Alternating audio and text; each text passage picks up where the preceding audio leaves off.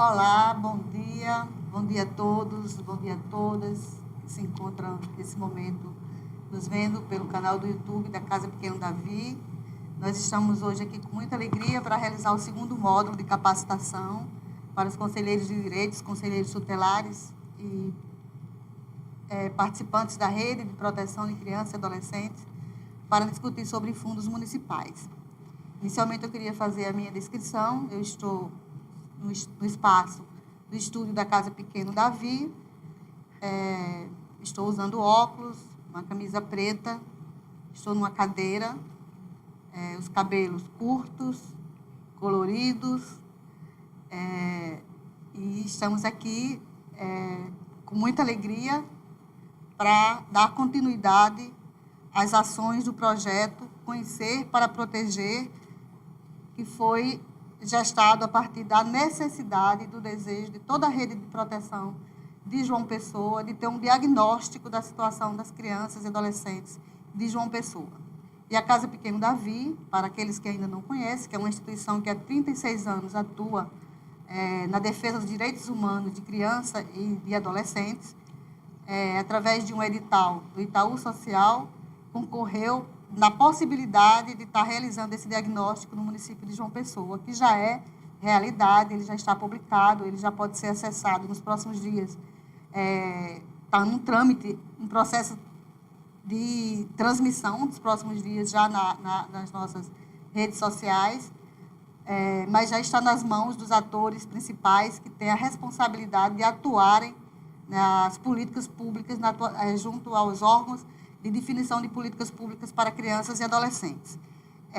Dentro das ações do projeto, além da realização do diagnóstico, que, como eu falei, já é uma realidade, nós tínhamos também como objetivo a realização desses processos de capacitação numa perspectiva de que pudéssemos estar conhecendo quais os instrumentos, quais as formas que a gente pode estar incidindo nos espaços de políticas públicas para fazer realidade políticas que, de fato, venham atender os interesses de crianças e adolescentes. Então, é esse o objetivo.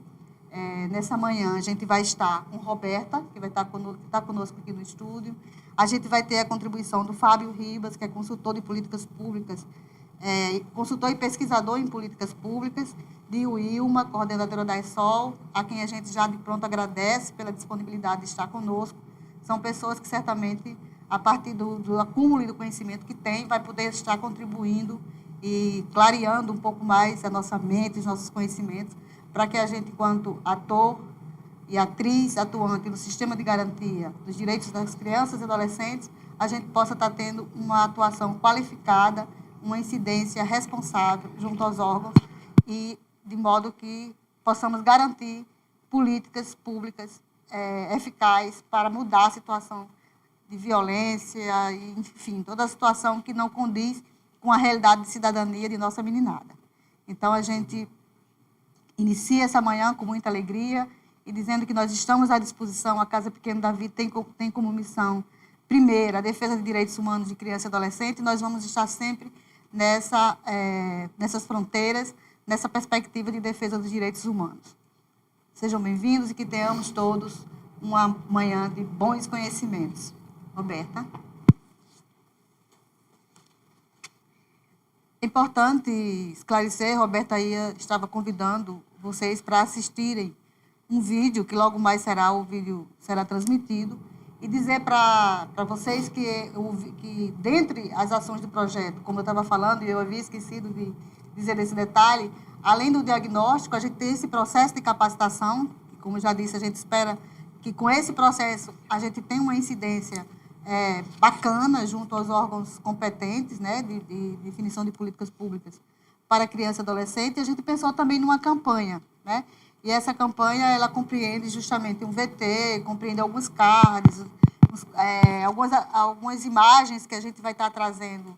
É uma campanha para as redes sociais, que é de estímulo à participação das pessoas para conhecer, né, qual de fato é a situação das crianças e adolescentes do município de João Pessoa e de que forma elas podem estar também, toda a população, o convite dessa campanha é para toda a população, não somente para os órgãos que estão diretamente na ação com criança e adolescente, mas que toda a população, porque, como diz o Estatuto, é responsabilidade de todos, é da família, é da sociedade e é do poder público garantir políticas públicas e garantir os direitos das crianças e dos adolescentes. Então, esse vídeo que a gente vai ver agora, ele nos convida justamente a se engajar, né, nessa perspectiva toda que já foi falada. Então, vamos ver o vídeo. É possível, produção? Se tem live do seu cantor favorito, você curte. Tem polêmica ou novidade na política? Você comenta. Quando sai aquele gol do seu time, você compartilha. Mas se chegar stalker ou algo indesejado, você bloqueia. O seu engajamento pode ser decisivo para a vida de milhares de crianças e de adolescentes. Conheça o diagnóstico que mostra a realidade das violências e violações na cidade de João Pessoa. E faça da sua rede social uma rede de proteção. Podemos contar com você? Olá, pessoal. Bom dia a todos e todas. Espero que o meu áudio esteja bastante bom, audível nesse momento. A gente agradece a presença de todos e todas, aos quase 100 inscritos e inscritas para esse segundo módulo da capacitação, que é fruto do diagnóstico que a Casa Pequeno Davi, em parceria com o CMDCA e o apoio do CMDCA e do Itaú Social, promoveu aqui na cidade de João Pessoa. Para a realização desse módulo de capacitação, nós temos ainda assim o apoio do CMDCA e do Itaú Social e estamos realizando essa segunda capacitação em parceria com a ESOL. Peço desculpas, a minha voz está um pouquinho falhando, mas é assim mesmo. E aí, para esse momento de um tema que nos é tão caro, essa compreensão mesmo de como é que se acessa a esses fundos, né? Porque um dos resultados... Uma vez que temos os resultados do diagnóstico em mãos, uma das nossas metas previstas no projeto é que a gente estimule as organizações, os municípios a fazerem incidência política. A gente precisa dar respostas aos dados que o diagnóstico levantou e nos mostrou. E nós sabemos da dificuldade de compreensão, algumas vezes, sobre como acessar determinados recursos. E, por isso, nós achamos de suma importância que um dos módulos desse processo de capacitação fosse exatamente essa discussão. Como é que a gente acessa aí os fundos dos direitos de criança e adolescente nas 3 instâncias, né? E aí, para contribuir conosco nesse processo, nessa discussão, nós teremos 2 pessoas, como Valéria apresentou, que foram extremamente disponíveis, e a Casa Pequena Davi agradece imensamente pela colaboração, pela disponibilidade do Dr. Fábio e de Wilma, que falará em seguida.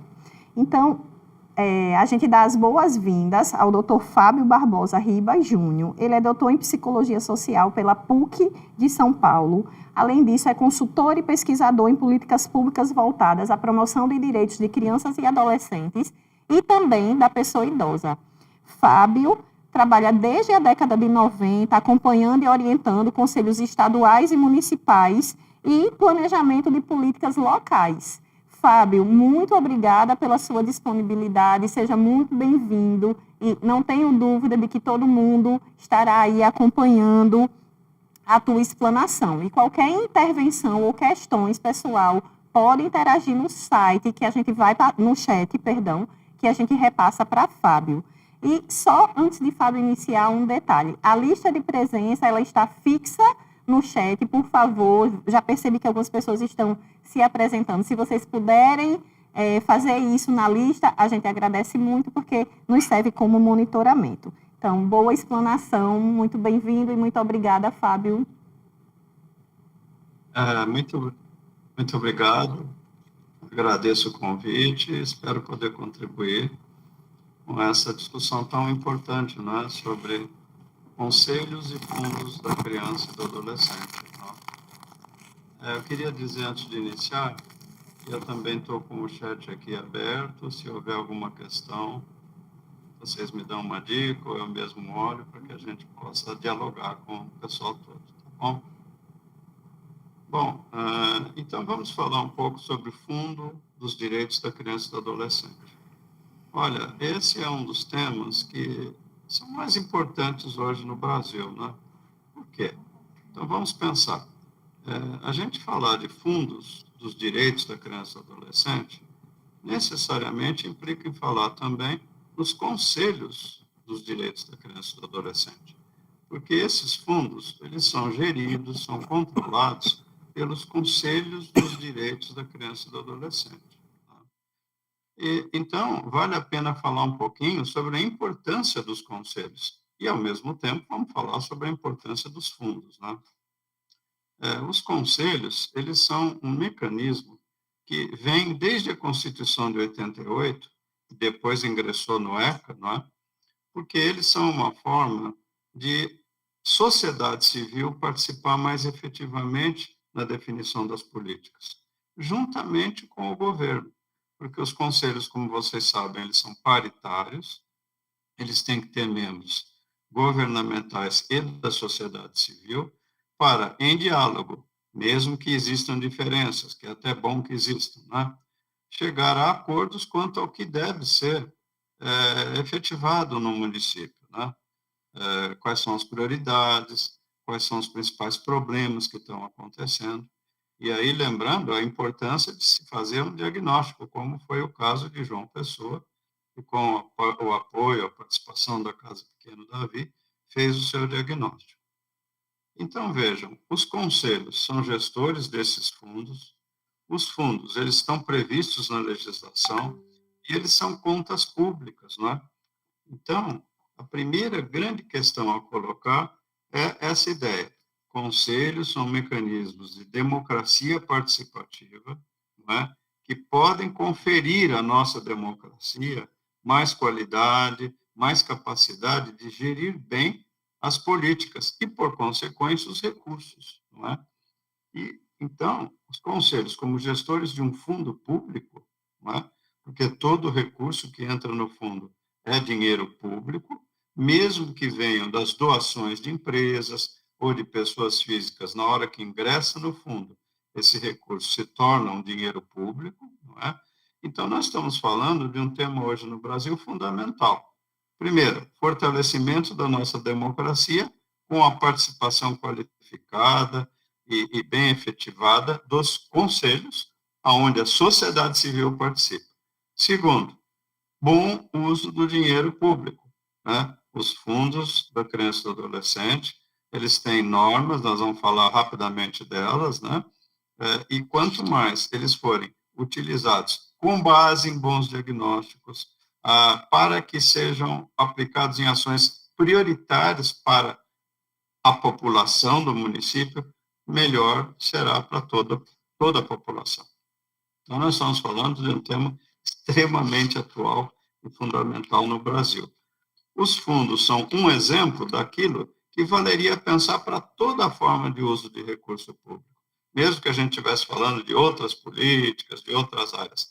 Então, nós estamos falando de um tema extremamente relevante.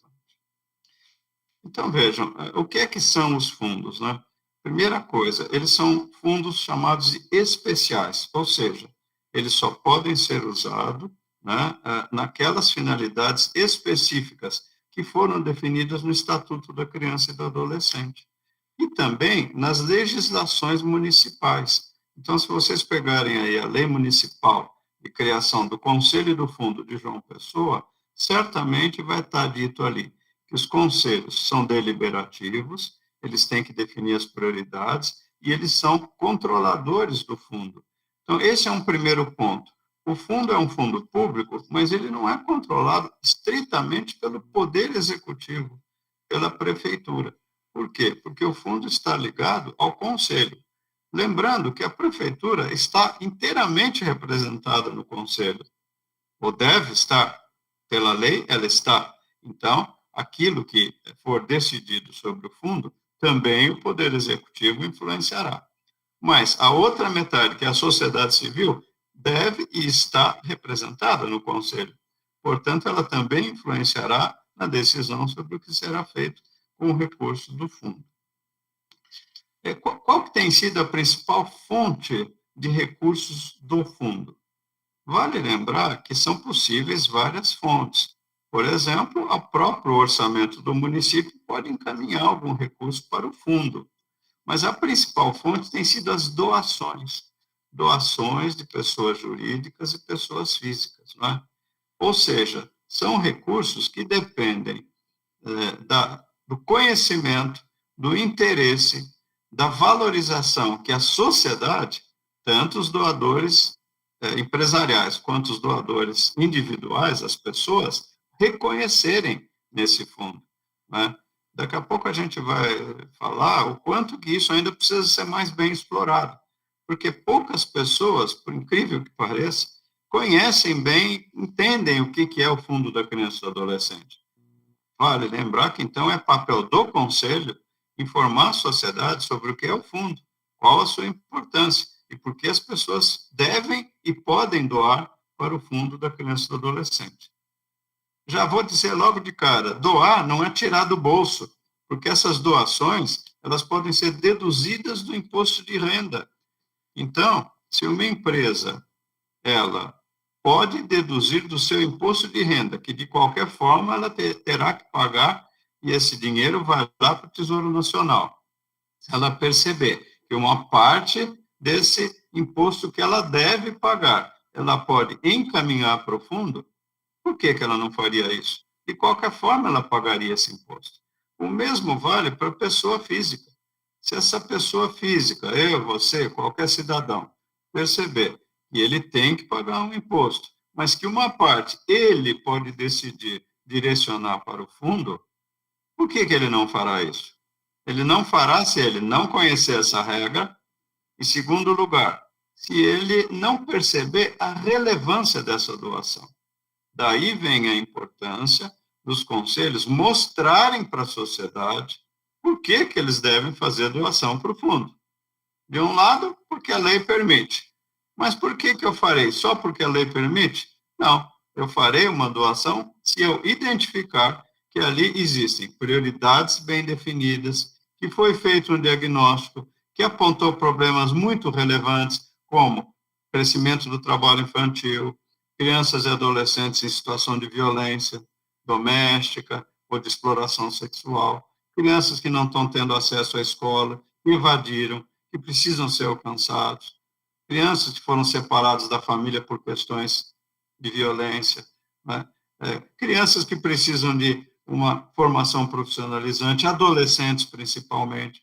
Então, se eu reconhecer como cidadão, como empresa ou como pessoa física, que naquele município existem prioridades bem definidas e programas que a minha doação pode ajudar a efetivar, é muito provável que eu fique estimulado para fazer minhas doações, né?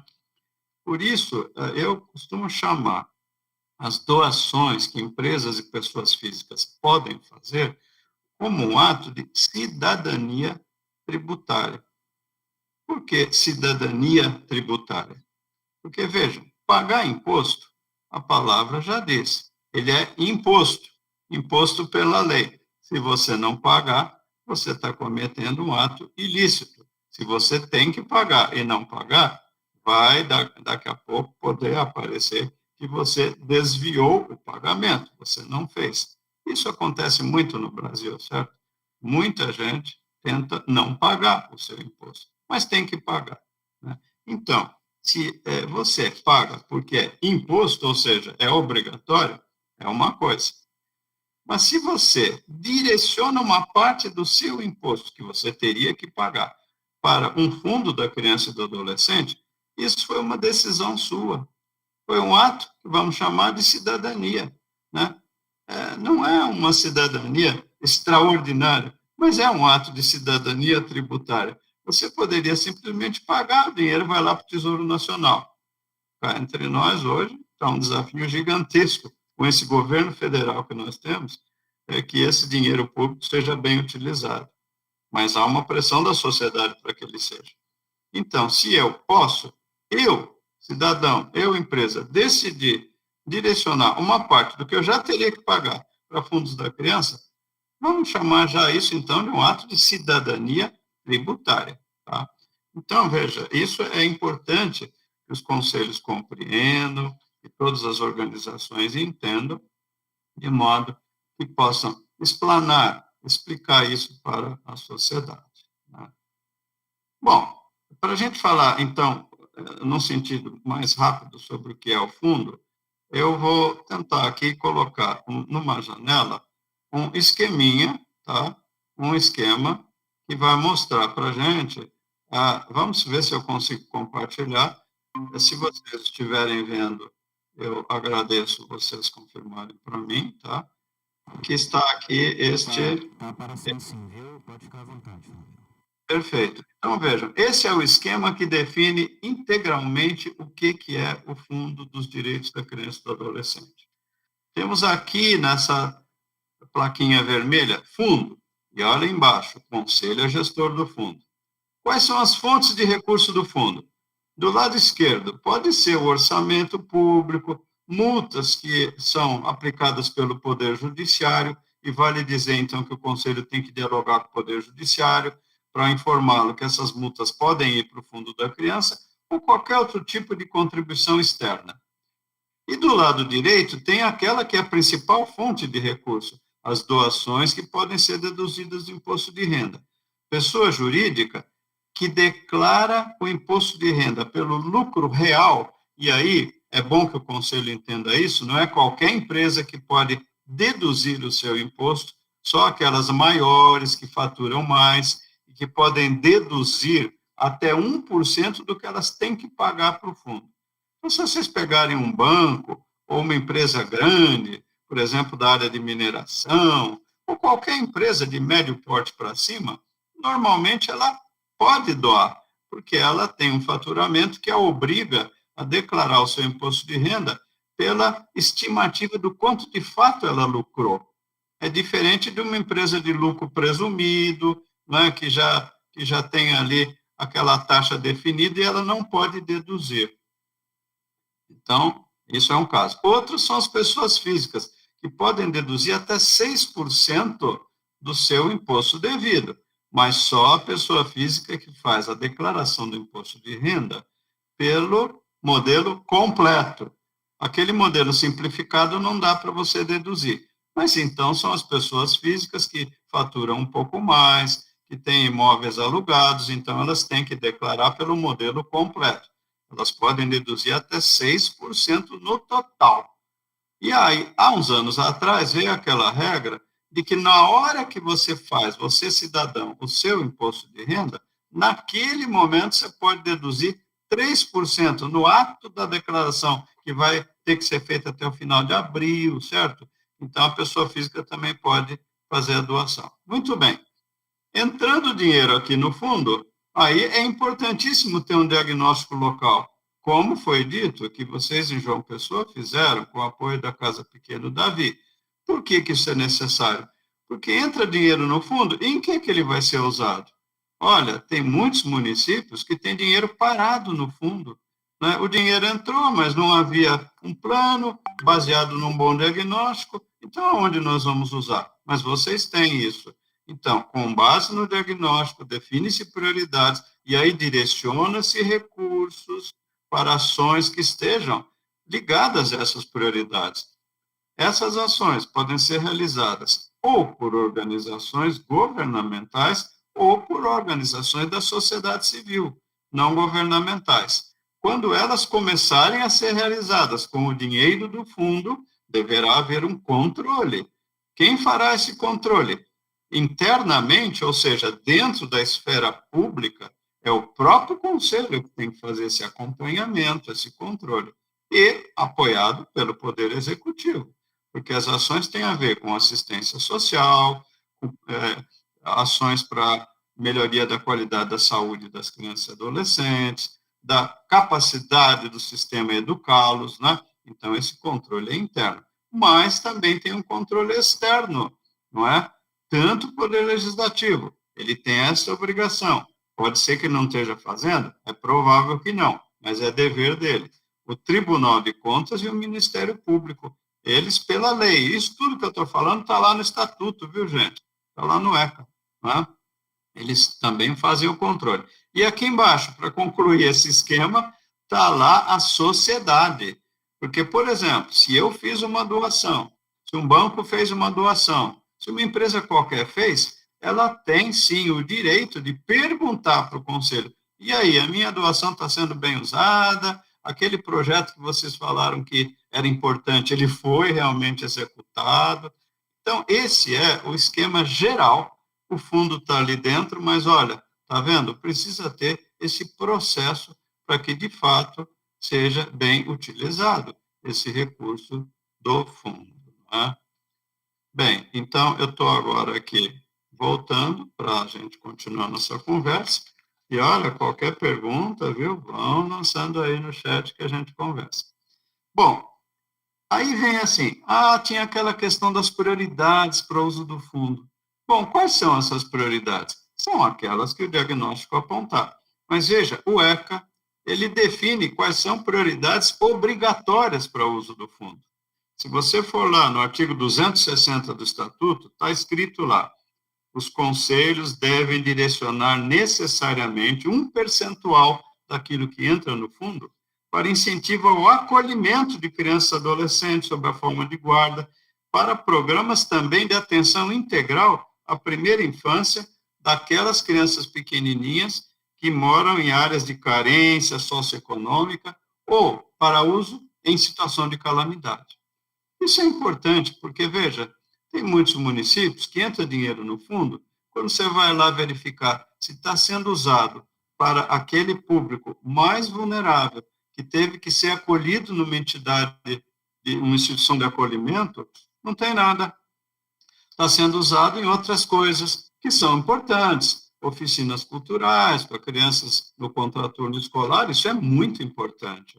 Tá? Mas a pergunta é essa, olha, o ECA fala que uma parcela tem que ser usada para garantia do direito à convivência familiar. Se houve corte desse direito, então nós precisamos ter um programa de família acolhedora, instituições de acolhimento qualificadas. Nós temos isso ou não temos? Essa é uma prioridade.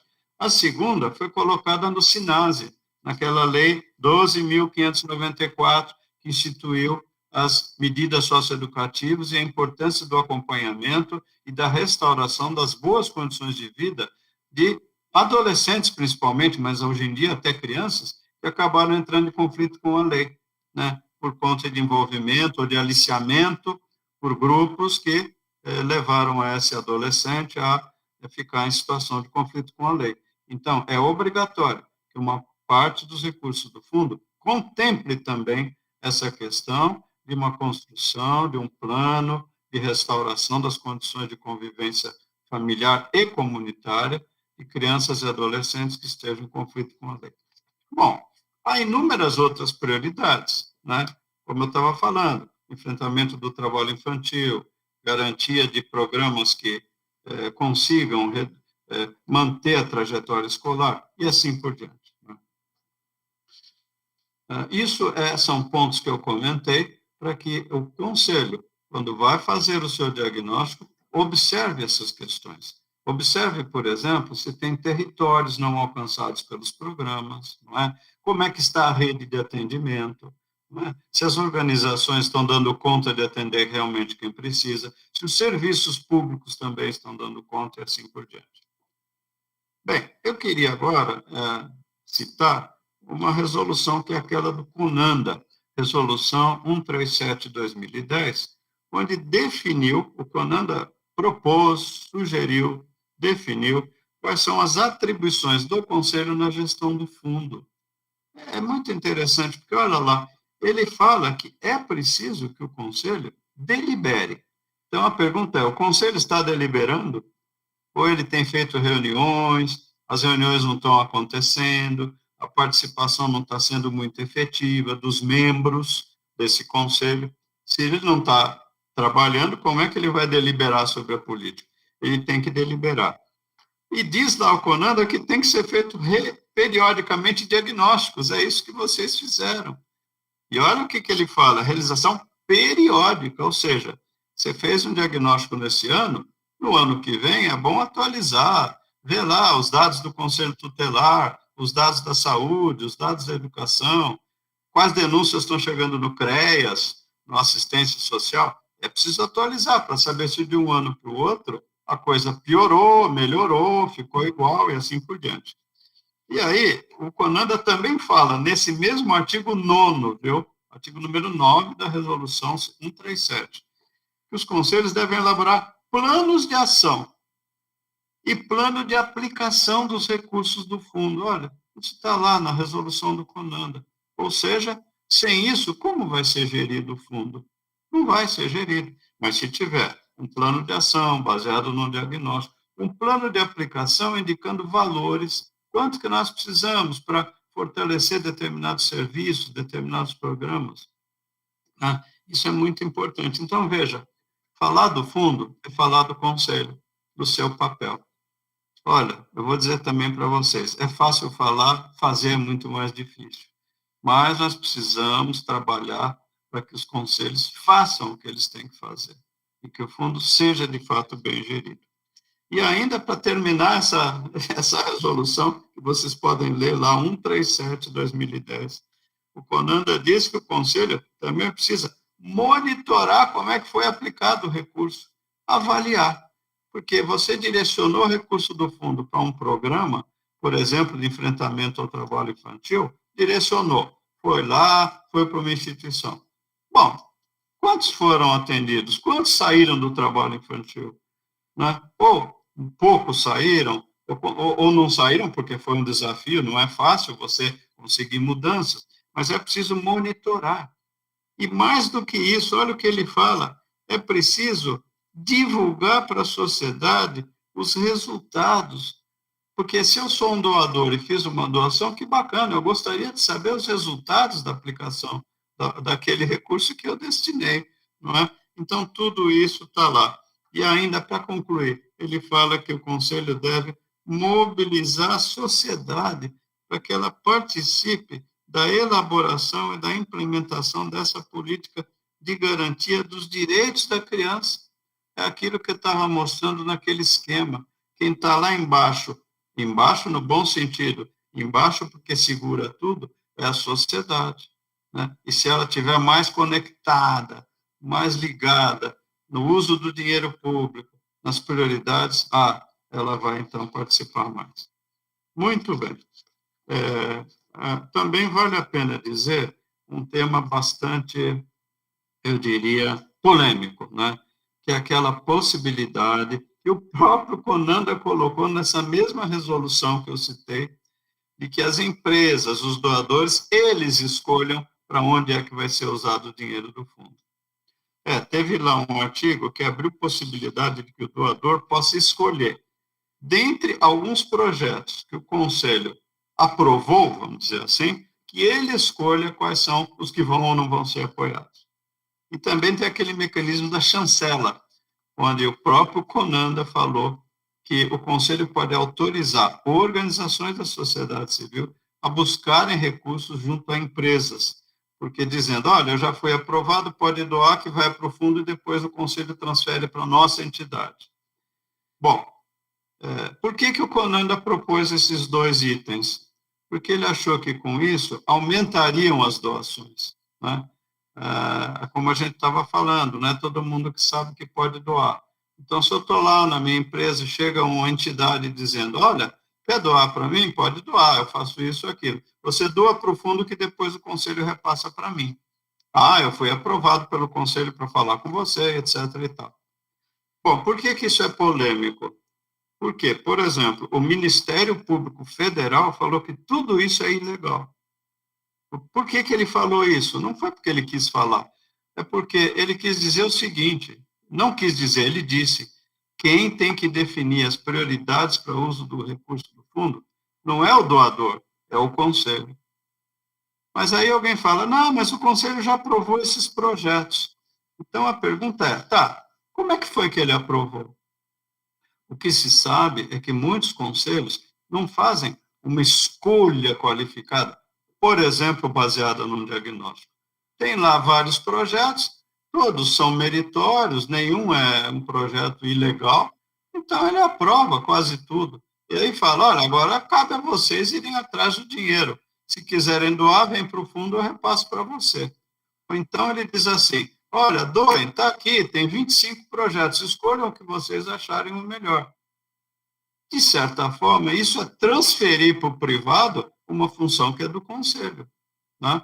Então, isso é uma polêmica, ainda está aberta a discussão. A minha ideia é que quanto mais o Conselho tem os diagnósticos, como vocês fizeram aí em João Pessoa, melhor, porque aí ele vai dizer, olha, doadores, podem doar, nós já definimos as prioridades, olha quais são essas, aquelas, quais que vocês acham relevantes, olha, podem doar.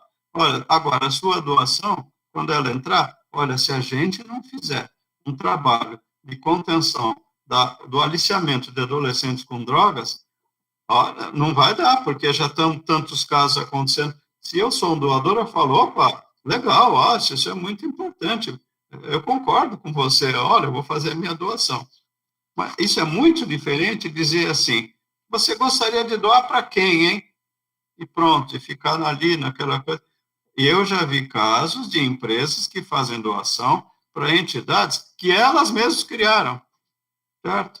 Ou para entidades cujo tema elas acham bacana, muito legal, mas se for um tema de cuidar de adolescente autor de ato infracional, tem empresa que fala, isso eu não acho muito legal, não vai curtir muito isso para minha imagem, entende? Então, vamos deixar essa polêmica levantada, depois a gente pode debater mais, tá? Bom, então, é importante que o Conselho entenda basicamente as regras do fundo e que ele tenha diagnósticos e boas ideias para mostrar para a sociedade e saiba divulgar. Se vocês devem talvez conhecer, já existem guias, né, que esclarecem tudo isso que eu falei. Um deles foi publicado pela Fundação Abrinq, né? Nesse caso, particularmente, eu acabei sendo o autor desse guia. Depois, quem quiser, é muito fácil ter o acesso, ele está disponível no site da Fundação Abrinq. Tá? Então, de um lado, o Conselho precisa entender as regras, não é? Por exemplo, se o doador pode perguntar, mas se eu fizer a minha doação ali do 1% da minha empresa para o fundo, e eu não vou poder fazer outra doação dedutível? Pode, porque a doação ao fundo não compete, por exemplo, com doação para a lei de incentivo à cultura, não compete com doação para a lei do esporte, não compete com doação, por exemplo, para o PRONAS ou para o PRONON, aqueles programas de atenção oncológica, ou para o PRONAS, PCD, para doação incentivada para projetos autorizados pelo Ministério da Saúde para atenção a pessoas com deficiência, né? Então, é importante o Conselho saber explicar essas coisas para o doador, porque senão ele pode ficar na dúvida se ele deve ou não doar. E também explicar para a pessoa física. Pessoa física, por exemplo, o limite é 6%. Só que se ela doar todos os 6% para o fundo da criança, aí ela não pode fazer outra dedução dedutível, porque no caso da pessoa física, essas 6% abarca todas as deduções. Então, se ele doar 3% para o fundo, só sobra 3% para ele doar para um projeto de cultura, por exemplo. Ele precisa saber disso, ou para um projeto da pessoa idosa, para o fundo do idoso.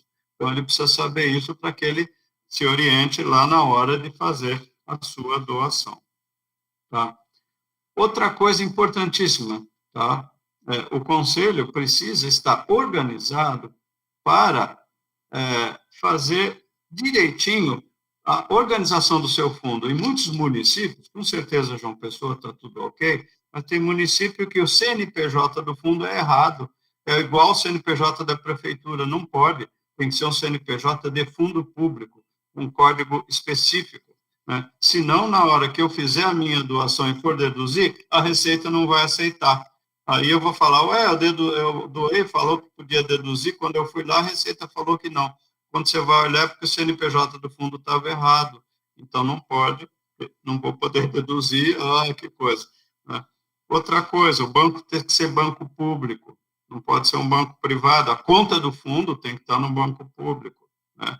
Na hora que eu faço a minha doação, eu preciso receber direitinho um recibo, porque se a Receita Federal vier me perguntar, eu estou lá com o recibo direitinho, e o Conselho tem que fazer a declaração de todos os benefícios, tudo que entrou no fundo para a Receita, chama DBF, Declaração de Benefício Fiscal.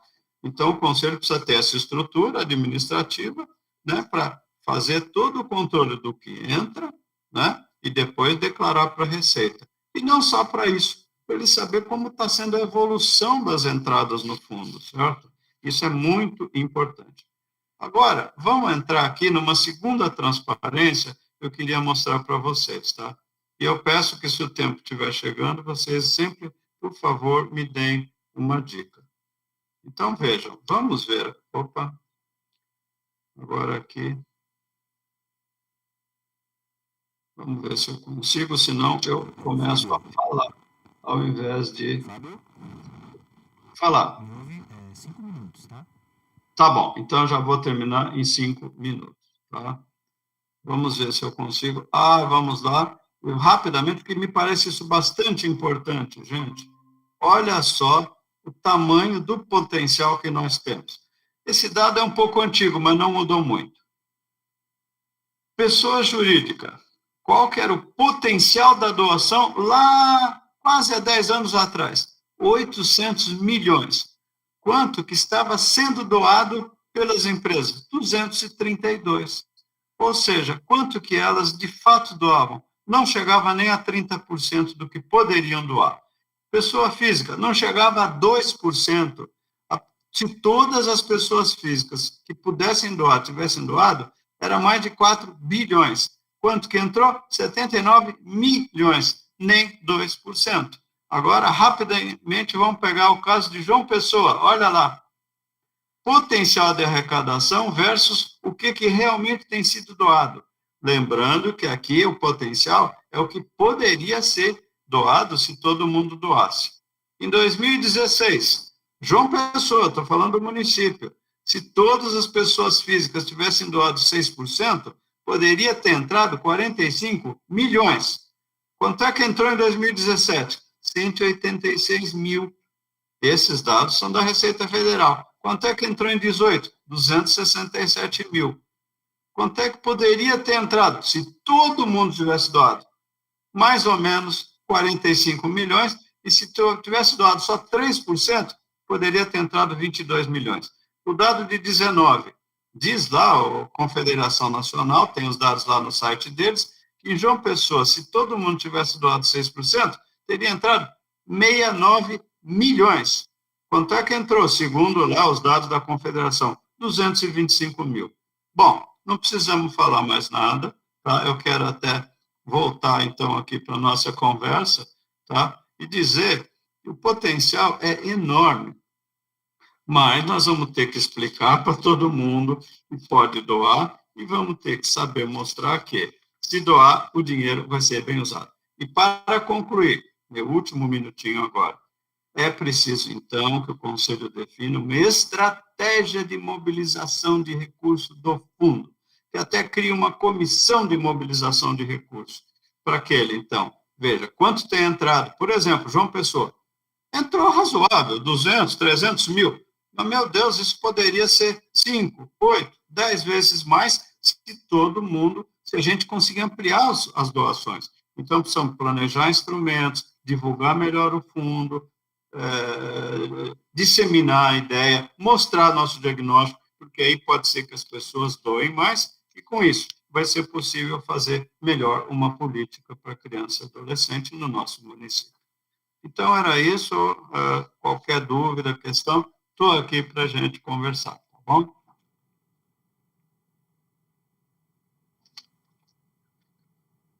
Obrigado, e passo a palavra de volta para vocês. Tá bom? Muito obrigada, Fábio, pela tua explanação.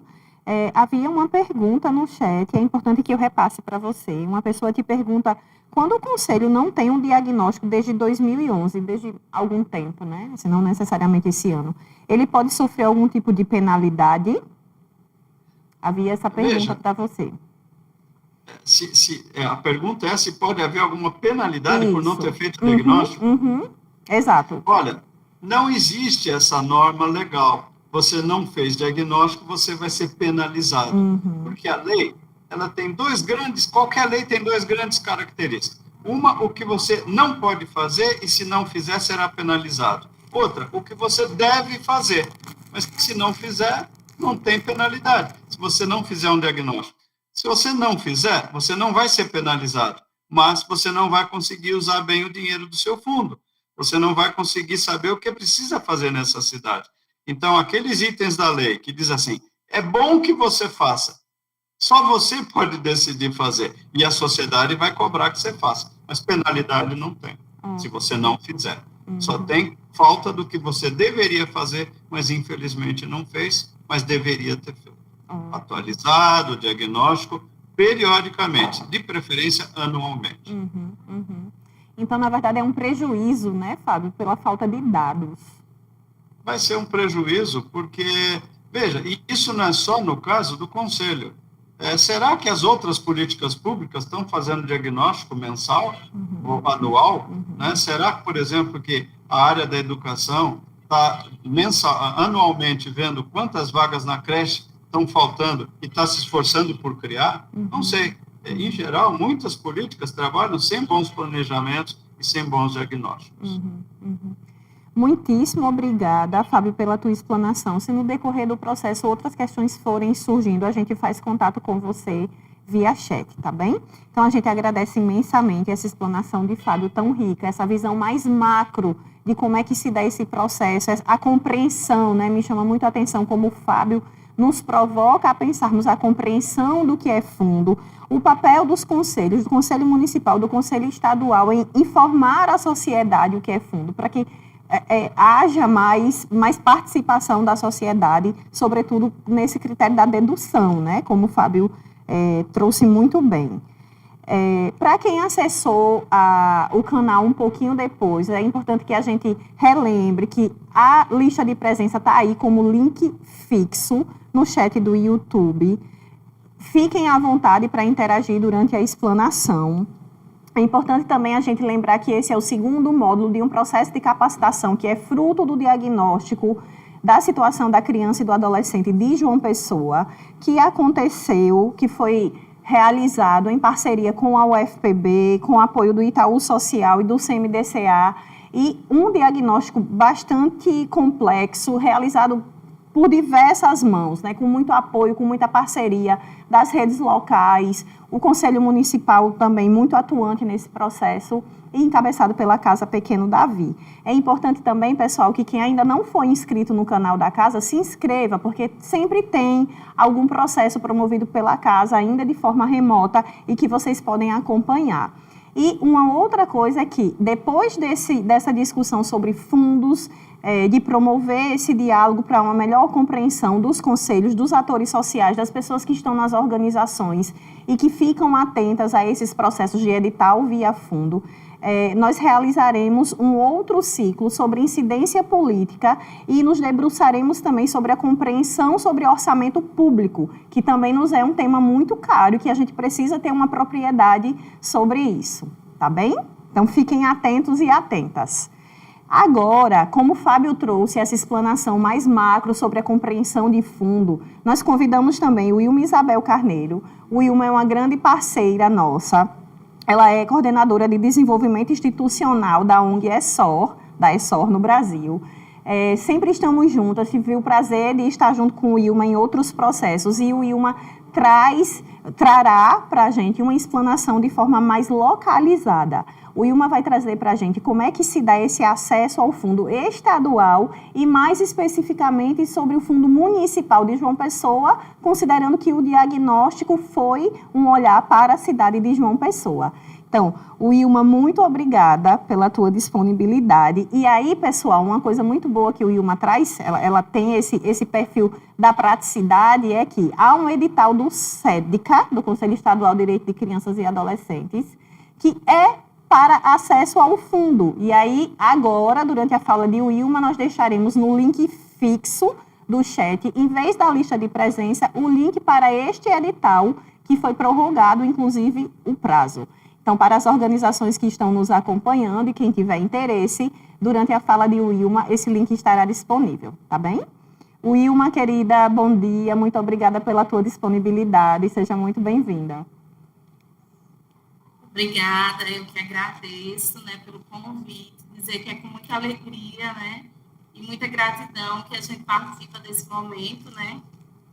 A Casa Pequeno Davi, junto com a ESSOR, já vem nessa caminhada há um tempo, né, e recentemente vem estreitando os laços e fazendo parcerias juntos, E, assim, é com muita alegria que a gente tem participado desse momento, né? Porque está sendo muito enriquecedor essas parcerias e a ideia é que a gente possa contribuir, né, com a atuação dos atores na qual a gente está envolvido, né, nas redes. Então, somente agradecer, né? Estou muito feliz em estar participando. Estava acompanhando o momento do doutor Fábio e, assim, muito, muito, muito feliz em estar participando, em estar se capacitando, né? Porque participar de momentos assim é uma forma de estar aprendendo, né? É muito enriquecedor. E, assim, são coisas que a gente já faz na prática, faz parte da nossa atuação, mas muitas vezes a gente não consegue ter uma visão tão ampla, né? Assim, claro que a gente faz leituras, a gente busca, faz pesquisas, mas ter uma visão, assim, muito ampla, a nível nacional, enriquece muito o nosso fazer, né? Então, assim, eu trouxe aqui um material para compartilhar com vocês, nesse momento de troca de experiência, né? Então, assim, é uma troca, eu realmente quero fazer, isso é uma questão de construção, então convido vocês a estar construindo esse momento comigo, a estar partilhando, né, as ideias, as opiniões de vocês, né? Então, assim, o apanhado geral já foi muito bem feito pelo doutor Fábio, que trouxe essa visão clara do que o ECA coloca, essa diretriz, né, do que é o conselho, que o conselho é esse órgão deliberativo sobre o fundo, né? Então, eu vou estar só compartilhando aqui o instrumento que eu trouxe para vocês.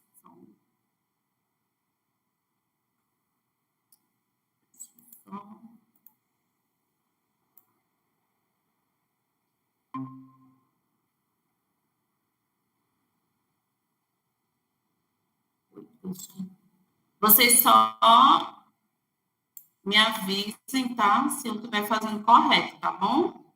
Tudo bem. Até agora você está aparecendo a tela para sua janela. Na verdade, não está aparecendo a imagem que você quer compartilhar. Acho que você tem que escolher a janela que você quer compartilhar. Só um instante. Como é que eu faço para cancelar, para parar o compartilhamento, interromper? Só, desculpa, tá, pessoal? Deixa eu só compartilhar novamente. Tranquilo, fica à vontade, sem pressa. É ao vivo e assim mesmo.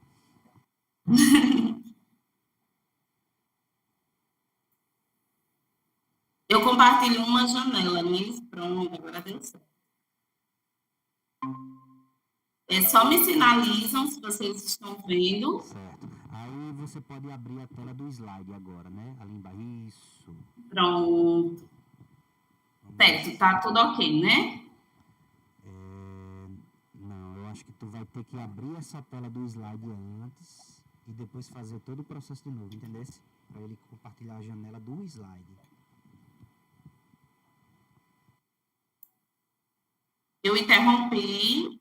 Aí tem aqui, tela inteira, uma janela e uma guia. Tela inteira é melhor. Vai compartilhar.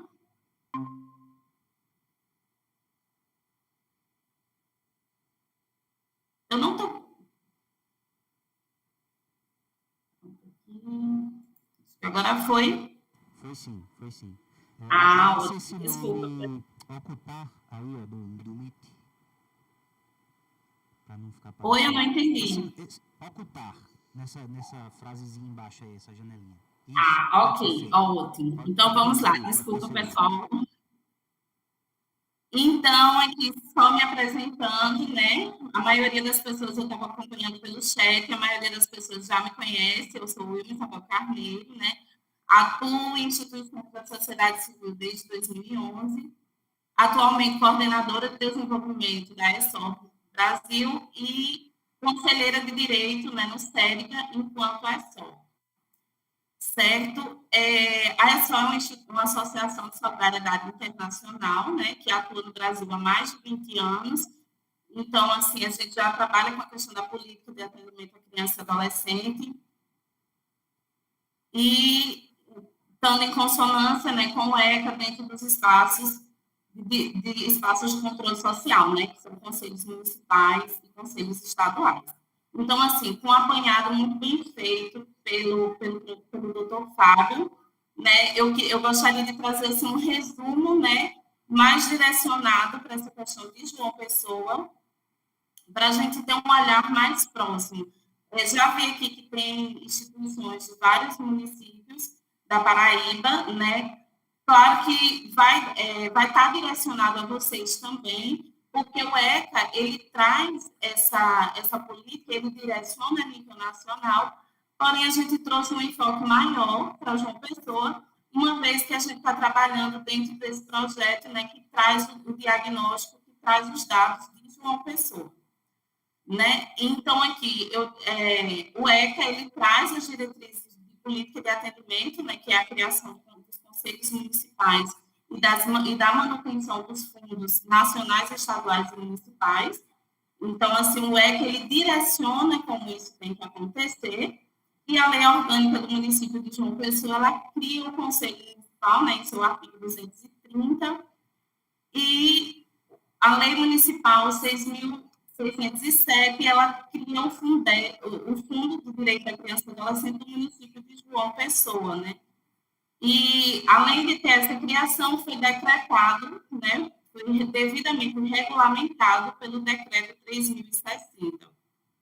Então, assim, em consonância com o que diz a nossa Constituição, em consonância com o ECA, João Pessoa faz essa regulamentação do Conselho e do Fundo. Né? Então, assim, como manter esse fundo? O CONANDA, né, que é o nosso órgão deliberativo maior, ele traz em sua resolução 137, que também já foi explanada pelo Dr. Fábio, a forma de manutenção desses fundos, né? Os fundos nacionais, estaduais e municipais.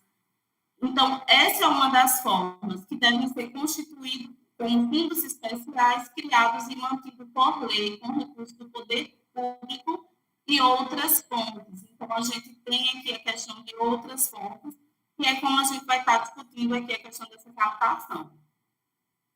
Então, a lei municipal que regulamenta o fundo, ela traz que o conselho vai fazer essa administração e traz as formas que vai acontecer, que vai constituir esse fundo, né, que é pela dotação consignada, os recursos provenientes de conselhos nacionais e estaduais, pelas dotações, auxílios e contribuições, né, pela questão das multas, que essa questão colocada pelo doutor Fábio foi muito a questão de trazer a responsabilidade do conselho de estar fazendo diálogo, né, com a justiça, com o Ministério Público, sobre como trazer essas multas, como a gente pode estar utilizando esse dinheiro para a aplicação da política da criança e do adolescente, né? Por rendas eventuais, né, que podem ser criadas por estratégias traçadas pelo Conselho, e aqui outros recursos a ser destinados, né, que um exemplo aí que se traz é a questão da doação, das doações de pessoa física e pessoa jurídica, né, e o que também vamos citar mais à frente como a doação dirigida a projetos, né. Além dessas leis que o nosso município tem, em 2008, João Pessoa instituiu as diretrizes de uma forma mais atualizada de como está dessa questão de formulação da política, né? E dentro dessa lei, mais uma vez, reafirma, né, que o orçamento público deve, sim, garantir recursos destinados à implementação da política, né? E essa mesma lei também traz em seu artigo 89 os objetivos e as finalidades do fundo, né, que é a questão de facilitar a captação e a aplicação dos recursos. E, além do objetivo da finalidade, essa mesma lei, ela traça como deve acontecer toda a questão da captação, mas a questão da execução e prestação de conta dos recursos do fundo. Então, ela traz de forma muito completa, né? Então, aqui também se inclui o repasse a entidades governamentais, né, porque o fundo ele tem esse viés de também estar contribuindo para ações governamentais e não governamentais, né, que aqui é o nosso foco maior, é trazer opções para as instituições de como implementar, né? E aqui eu trago um destaque bem importante, que são devidamente registrados no Conselho, né? Quando a gente fala em atuação da política da criança e do adolescente, essas instituições, elas têm que estar devidamente registradas, elas têm que trabalhar em parceria com o poder, o conselho, né? Em parceria com o poder público, mas também com os conselhos, e estar devidamente registrado, né? Então, vamos lá, a gente já viu, né, na questão do projeto, que João Pessoa hoje, né, com o projeto da Casa Pequena Davi, tem um diagnóstico, tem dados, né? Então, assim, nós temos problemáticas a ser resolvidas.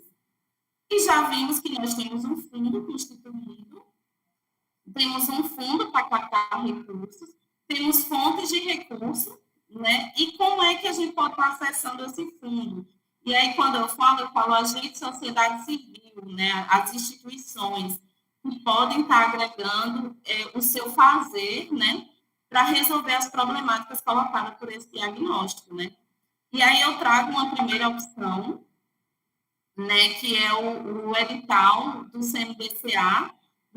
Aqui é um edital específico do CMDCA de João Pessoa, né? É um edital que ele acontece anualmente.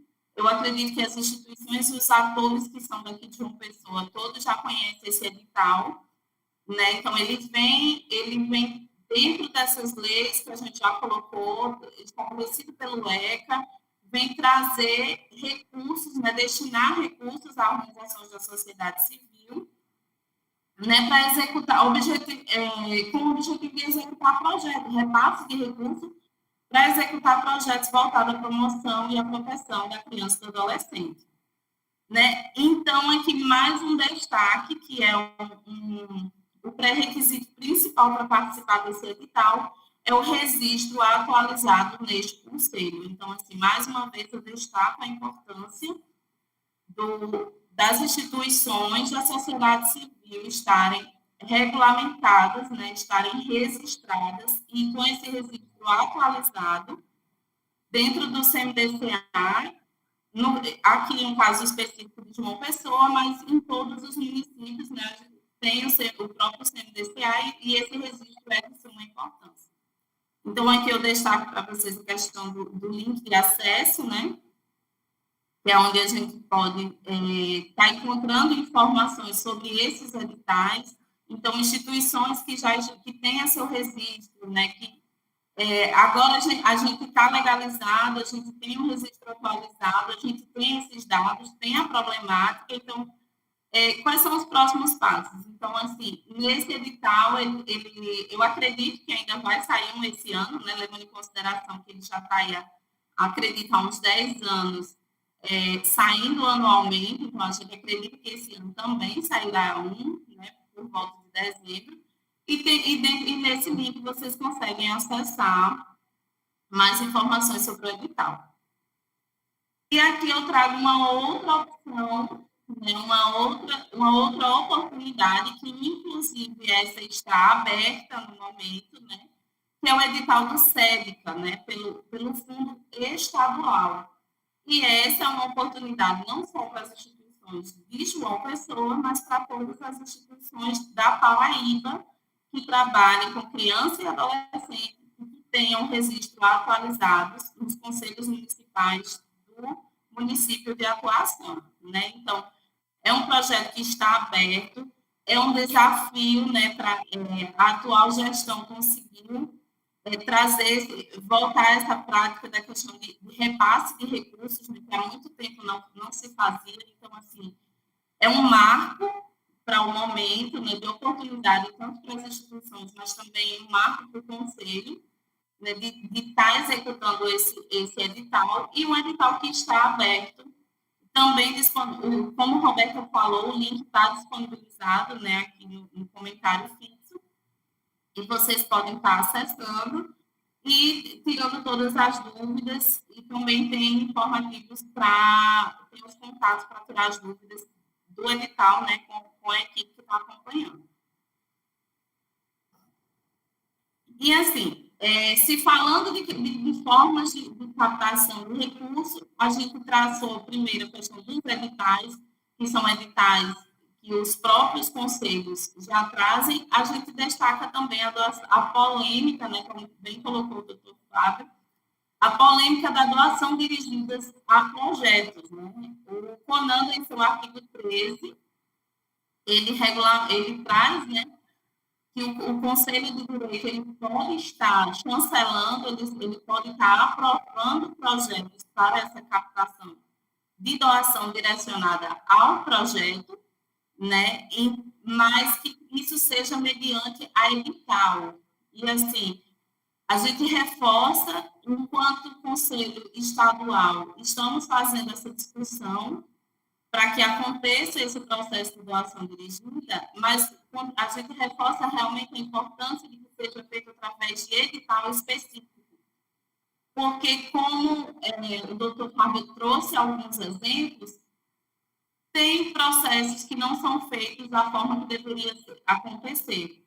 Então, a gente busca que essa doação que seja uma opção de captação de recursos, porém que ela seja feita em um processo de transparência, né?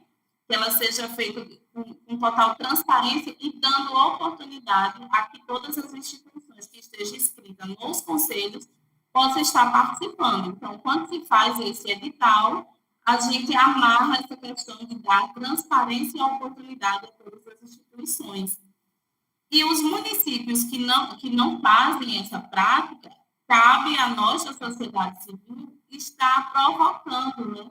Cabe à sociedade civil provocar que essa prática aconteça, porque é uma opção de captação de recursos, tanto para o fundo quanto para os projetos, né? Então, assim, a gente tem uma situação, problema, a gente tem uma oportunidade de captar recursos, então, por que não fazer? Mas fazer de forma correta, de forma transparente, de forma que dando oportunidade a todas as instituições se façam, né? Então, essa chancela, essa resolução do CONANDA, ela traz a forma que essa chancela deve acontecer, né? Lembrando que essa captação de recursos de doação dirigida ou a doação destinada a um determinado projeto, ela é de responsabilidade da instituição, por mais que o conselho aprove, por mais que o conselho delibere sobre esse projeto, que deve sim estar de acordo com o diagnóstico, né? Que deve ser um conselho que esteja dentro das prioridades que o ECA estabelece, mas também está de acordo com o diagnóstico da situação atual, né, da criança e do adolescente, que venha a trazer respostas para problemáticas que a gente tem identificado, dados atualizados. Então, assim, por mais que tenha essa chancela do conselho, ela não passa, de forma nenhuma, vai obrigar o conselho a estar repassando recursos para esse projeto. Então, é de total responsabilidade da instituição fazer essa captação. E um ponto também muito importante, né, é que precisa se ficar um percentual de retenção para o fundo, uma vez que se precisa também fomentar o fundo dos direitos da criança e do adolescente, né? Então, a resolução do CONANDA traz um percentual mínimo de 20%, né, esse que fica à discussão do conselho, e esse percentual ele fica sobre a responsabilidade do conselho definir os parâmetros de utilização. O tempo de aprovação desse projeto, ele não deve ser superior a 2 anos, né? Então, o ideal é que esse edital seja renovado. E, assim, havendo interesse, se houve a captação e há interesse da instituição em colocar o projeto novamente para aprovação, a resolução traz essa possibilidade também. Então, aqui eu trago a resolução do Conselho Municipal de João Pessoa, né, que ele também regulamentou. O Conselho também deliberou sobre isso, né, sobre a possibilidade da doação dirigida feita por pessoas físicas ou jurídicas, né, lembrando uma informação muito bem colocada, é a questão dos percentuais, né, que tem um percentual, são percentuais diferentes para pessoa física e pessoa jurídica. né? E assim, a resolução, ela está muito em consonância com o que o Amanda coloca, né, sobre a questão dos percentuais, de deixar um percentual de 20%, da necessidade da prestação de contas do recurso, né, que, ao meu ver, né, como estar fazendo esse processo, por estar fazendo esse processo, eu acredito que a prestação de conta é um dos pontos mais importantes da questão da doação dirigida, né? Porque é onde você mostra, de fato, a questão da execução, que você fez uma execução de acordo com o que estava previsto, né? E, além disso, você consegue fazer uma prestação de recursos, uma prestação tanto técnica do serviço, como dos recursos financeiros que foram bem utilizados. Então, é um ponto bastante importante. Aqui eu trago um passo a passo, né, sabendo que a proposta que seja através de um edital, né, então precisa-se fazer a provocação que esses editais eles saiam para que essas instituições possam estar escrevendo o projeto. Então, a instituição devidamente cadastrada no CMDCA, ela elabora uma proposta de projeto, apresenta ao CMDCA, né? O CMDCA, ele analisa a viabilidade técnica e financeira. Então, assim, cabe ao CMDCA fazer esse trabalho de uma forma, fazer essa análise realmente de uma forma que traga, que assim, que dê uma sustentabilidade ao trabalho, né? Que realmente reforce que é um projeto que tem uma viabilidade de acontecer, que é de uma instituição devidamente regulamentada, e uma instituição que tem a capacidade técnica de estar executando, né? Então, esse trabalho de analisar essa viabilidade técnica é um papel muito importante do CMDCA, né? Então, a instituição apresenta possíveis doadores ou responde a editais, se existem editais que são voltados para esse objetivo, né, das empresas, editais de empresas que têm o interesse em doar, mas também não quer pegar qualquer instituição ou qualquer projeto. Então, assim, todas as empresas que eu conheço que faz esse processo de doação dirigida, ou faz através de edital, ou faz obedecendo critérios realmente de saber, de ter o respaldo do conselho para estar fazendo esse financiamento, né, para estar fazendo esse aporte. Elas não doam simplesmente por doar, né? Então, a empresa realiza a doação para o projeto através do fundo. O recurso ele precisa ser depositado na conta do fundo. O fundo retém o percentual mínimo e repassa o restante para o projeto, né, para a instituição executar o projeto. A instituição executa o projeto de acordo com o plano de trabalho aprovado. Esse é um ponto extremamente importante. Não se pode ter alterações daquilo que foi aprovado, daquilo que foi chancelado pelo CMDCA. E a instituição presta conta do projeto executando, presta conta tanto ao conselho como ao fundo, mas também com a empresa financiadora.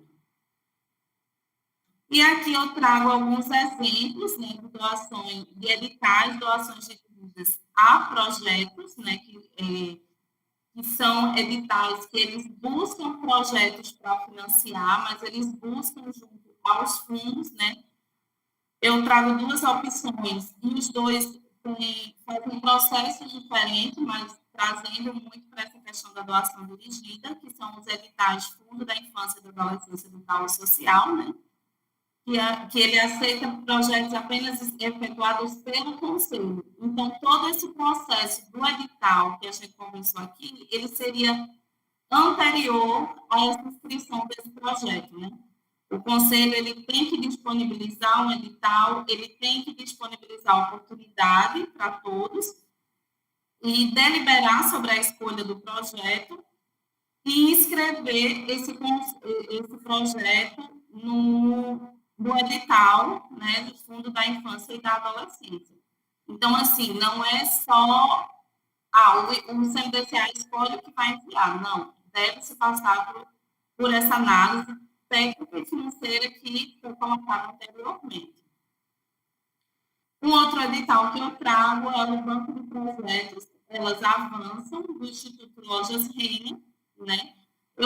Nas duas opções eu trago os links de acesso, né? Então, assim, observando aqui os requisitos para a participação no edital, a seleção, ela busca a iniciativa de apoio a projetos da infância e da adolescente, mas está condicionada a ser um projeto de uma instituição da sociedade civil, até aprovação pelo devido órgão, né? Então, por uma publicação em diário oficial, né? Então, não é simplesmente o conselho dizer está aprovado, mas dá uma transparência a esse processo, né? Publicar em diário oficial, e também ter habilitação para receber recursos e autorização como destinatário, né? Que a doação é que eles chamam de doação direcionada.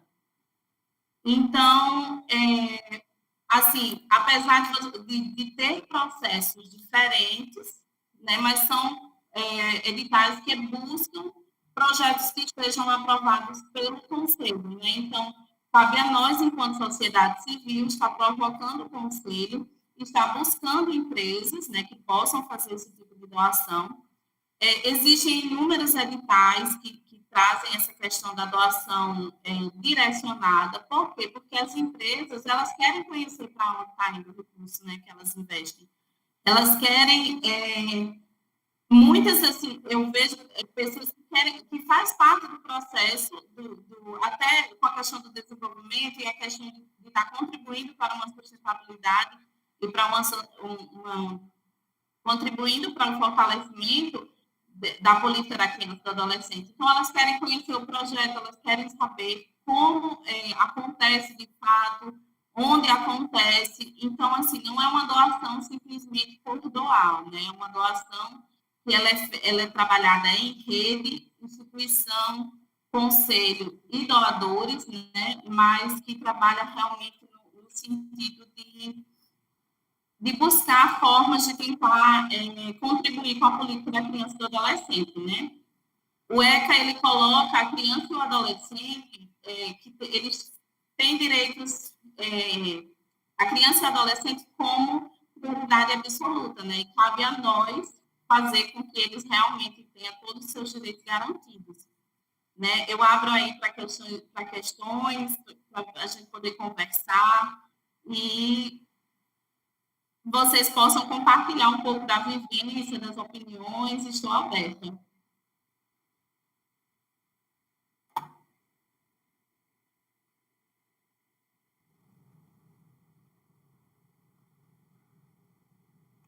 Wilma, muito obrigada pela tua explanação, por todo esse detalhamento, por essa visão de como é que se faz acesso na perspectiva estadual e na perspectiva municipal.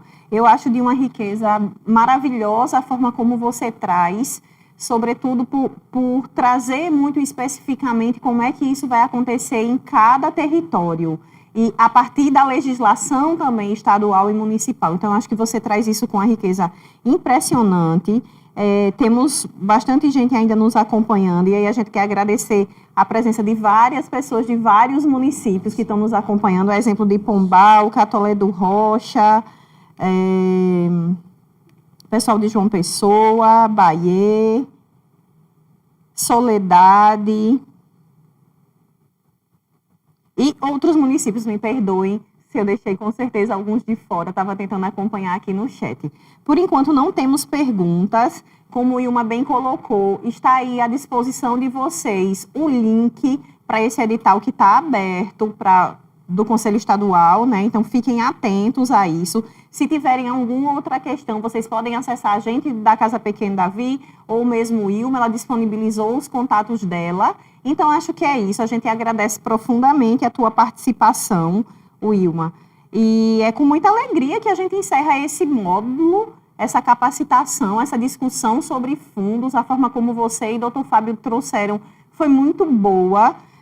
Não tenho dúvidas de que quem está acompanhando até esse momento deve também ter ficado bastante grato com essa discussão. E aí a Casa Pequeno Davi, a ESSOR, parceira nossa nesse módulo, com apoio do Itaú Social e do CMDCA, a gente agradece muito a participação de todos e todas. Reforço mais uma vez, quem ainda não está inscrito no canal da casa, se inscreve, porque aí vocês são notificados e notificadas de quando a gente está conduzindo processos que vocês podem acompanhar de forma remota. Então, agradecemos muito a participação de todos, agradeço a minha companheira Valéria, companheira em todo esse processo do diagnóstico, alguém que estamos sempre juntas. Agradeço muito, muito a equipe técnica da Casa Pequeno Davi, dando esse suporte para que a formação acontecesse da melhor forma possível.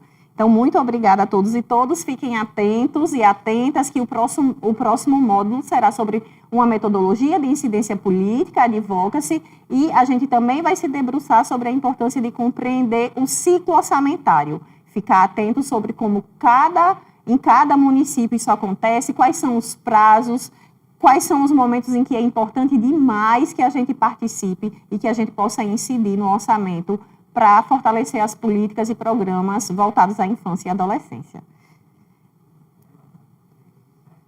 Ok. Então, pessoal, Wilma, antes da gente se desconectar, chegou uma pergunta, e aí a gente abre. Tiago Aquino pergunta... Wilma, você está me ouvindo? Só para confirmar. Sim. Ok. Então, tem uma pergunta de Tiago Aquino. Ele questiona que, quando o conselho não tem ou não sabe fazer o cadastro das organizações do município, o que é que pode ser feito, Wilma? De que forma os conselheiros e conselheiras poderiam estar melhor preparados para esse caso de não ter ou não saber como fazer o cadastro das organizações? Existe aí 2 cadastros. Eu não entendi bem qual cadastro que ele está falando, se é a questão dos projetos de doação dirigida, ou se é o cadastro da instituição.